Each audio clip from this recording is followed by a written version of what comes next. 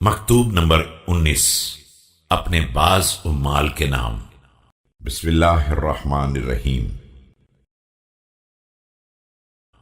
اما بعد، تمہارے شہر کے زمینداروں نے تمہارے بارے میں سختی، سنگ دلی، تحقیر و تذلیل اور تشدد کی شکایت کی ہے، اور میں نے ان کے بارے میں غور کر لیا ہے۔